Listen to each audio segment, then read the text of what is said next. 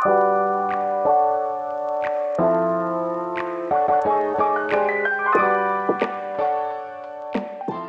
everyone, welcome to Rapid Reviews. So today we're going to talk about episode 5 of The Last of Us, entitled Endure and Survive. So episode 5 begins on a brutal note, giving us a look at what rebellions really look like. And it's awful, but I think it's pretty accurate. And whether you're on the good side or the bad side, atrocities happen, and it's something that I think is very accurate and realistic. So we get Henry's backstory, and it's one that mirrors Joel's in a lot of way. And I think we're seeing a theme now when we get these characters that get a little bit more time on screen, we're seeing that they're kind of being used in service to Joel and to kind of put a mirror in front of his face and allows him to see others that are in a similar situation and allows him to make certain decisions that maybe he wouldn't have had he not seen it. And we learn that Henry is just trying to save his brother Sam. And we get more backstory on why Kathleen is out to get him, which is basically that he betrayed Kathleen's brother in order to save his own. And I think this does a lot. It asks some really difficult moral questions. We sympathize with Henry, part because of how he's portrayed and the screen time that he does get. And we understand why he did what he did for his brother, but was it the right thing to do? Was it right to sacrifice somebody else's brother or someone else for his own? And especially one that he admits is a great man. And so it does ask some interesting and difficult moral questions, and you wonder whether or not you would do the same thing. And I think I would, but I think like Henry, I might do it knowing that I was not morally right in doing so. Once again, the show does an incredible job of making us connect with characters. We connect with Henry and Sam almost instantly, and it really makes for a serious gut punch in the end. I think they do a great job of portraying their connection with each other. They make them into sympathetic characters. I think the element of Sam being deaf, which I don't think was in the game, also adds to the connection with them because we put ourselves almost in Henry's shoes in how he has to interact and care for Sam, and how it makes it even that much more difficult with somebody in this world that is deaf. It can become a liability when you're really trying to be, especially in this situation where you're trying to sneak away from people, and that sound becomes a really important aspect of kind of protecting yourself. And I really like the group of Henry, Sam, Joel, and Ellie. They work really well together, and watching them as a group for a few episodes would have been great. I kind of like that team, and it made it all that much more worse knowing that they were probably going to meet pretty terrible demise, because at the end of the day this show is about Joel and Ellie, so I don't think we'd get that much time with them as part of a group. I really liked watching Ellie kind of shift from just being sarcastic and joking all the time to kind of almost being a caretaker and somebody who really seemed to care for Sam. And I'm not sure if it was that she met somebody, he's not very close to her age, but someone who's also a child and who needs to be cared for, and she was allowed to then care for somebody instead of being the one that was being cared for. And the scenes with Joel and Henry were also great. I think we start to see again more cracks in Joel's facade. There was that funny moment where Ellie's kind of joking that, yeah, he's going to say no, we can't all go together, and then he's going to break. And she's right. I think we see that he's a good person. And I think more than anything, he's a protector. I think he's somebody that wants to protect.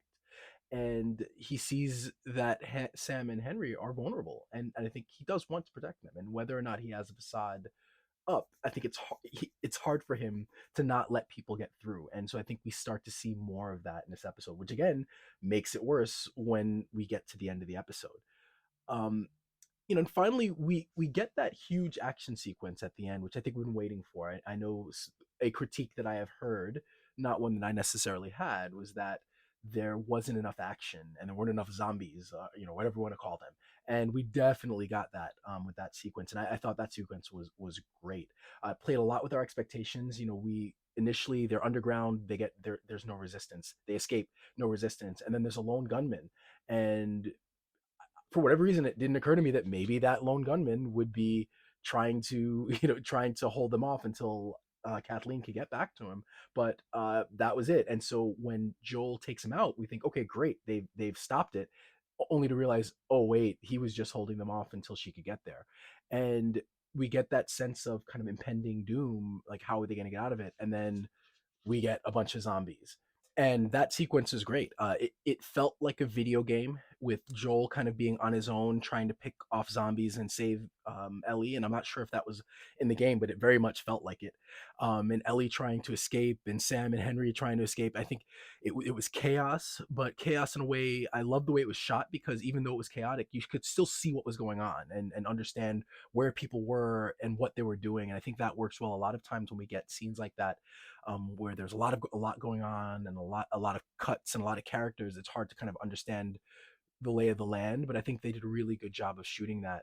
And again, it felt it, even though I know Ellie is going to survive, it was still scary. And I think it always works well when you have me tense, because with a situation like that, even knowing that the characters are going to make it out. So I thought that action sequence worked great.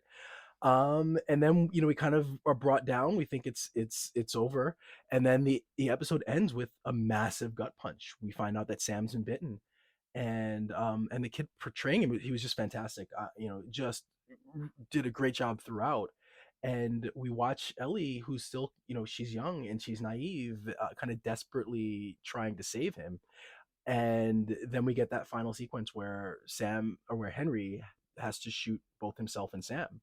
And again, it's a massive gut punch. We have these characters that we've grown to like, and to watch the choice that Henry has to make, it's just tragic. And you know, once again, they give us a pair of characters that we very quickly connect with and like and want to see more of, and then they just rip them away. And unlike Bill and Frank, who largely had a happy ending, in this case it ends in tragedy. So again, we have these two episodes that really, again, put a mirror up to Joel, but they just end so much differently. But I think where the first one affects Joel more, I think this one affects Ellie more, as we can see. And this is the first time that she's really cracked. Like, we know last episode she was more scared, but this is the first time, like, that the sarcasm's not there, and she just really does seem sad. And I think the real world keeps setting in for her, and I think this affects her, I think, more than Joel. And more than anything, I think we see Joel, he wants to protect her, and she's the person that she's the person that he's going to, he lives for. He's a protector, and now he has someone to protect, and I think he really does care for her. And again, the show's doing a great job of just evolving their relationship and the dynamics, and it's not all good. And there are these hard moments. So I'm really interested to see what happens in the next few episodes, and how they move forward with this, and with the kind of tragedy that they both had to face so far. So again, this is a fantastic episode of TV. The show has just been great so far. It has a little bit of everything, and I'm loving the action, but also, it nails the drama. Again, humor. I mean, this show is really funny, and it has some great laugh out loud moments. So episode, I'm giving 9.5. I thought it was fantastic. Maybe not, not quite episode 3, but I don't think we're gonna get many shows on TV period that are that at that level. But still, a fantastic episode of TV. And I'm can't wait to see what comes up.